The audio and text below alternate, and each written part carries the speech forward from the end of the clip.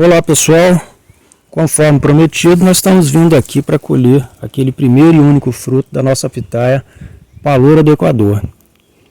Ela não atingiu o estágio total de maturação dela, mas segundo as informações que a gente tem, o maior grau Brix dela, a maior doçura dela ocorre quando ela está um pouquinho antes de estar madura. E além disso nós quase não estamos aguentando mais esperar para provar esse fruto do qual se fala tanto. Então ela levou aqui cerca de 104 dias, ou aproximadamente aí, algo em torno de 3 meses e meio para chegar nesse ponto. Então no nosso clima aqui, que é um clima bastante quente, nós estamos aí praticamente numa altitude ao nível do mar, um pouco acima do nível do mar, um clima bastante quente, 3 meses e meio desde a floração até chegar nesse momento. Para a gente colher, ela tem bastante espinhos, a gente deveria estar passando aqui uma escovinha, nós não trouxemos, mas vamos aqui, eles saem bastante fáceis, vamos ver se a gente consegue tirar aqui do jeito que está, para a gente colher.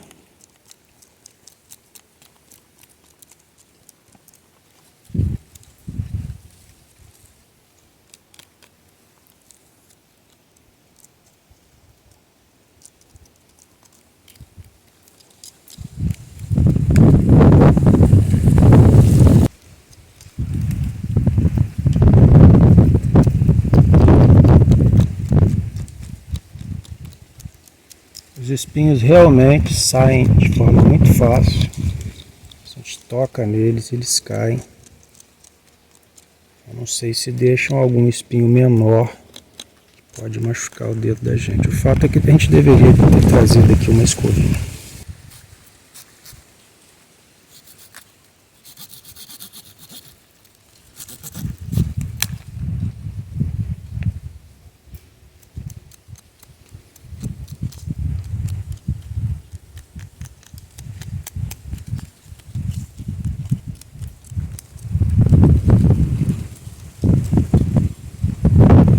Então veja aí o nosso primeiro fruto da pitaia Paloura do Equador. A gente vai abrir agora para provar e ver se ele é tudo isso que se fala dele.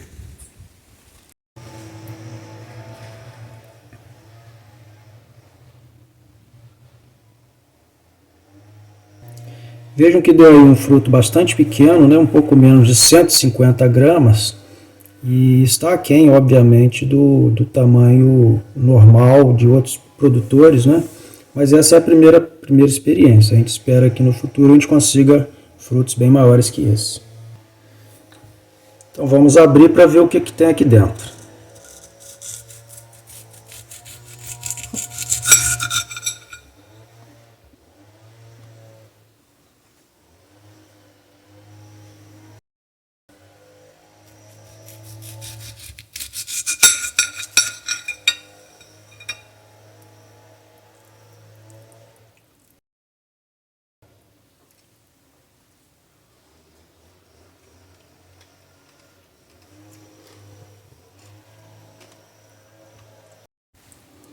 Bom, a impressão que a gente tem ao provar essa pitaia é de que ela se assemelha às demais em termos de características gerais.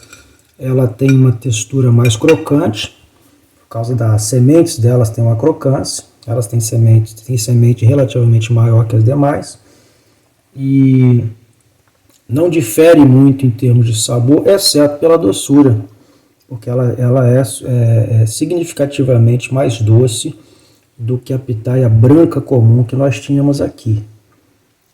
Tá? Mas não há assim, alguma característica adicional de sabor que a diferencie das demais, exceto a doçura. A gente percebe que ela é bem mais doce, uma pitaia bastante saborosa, né?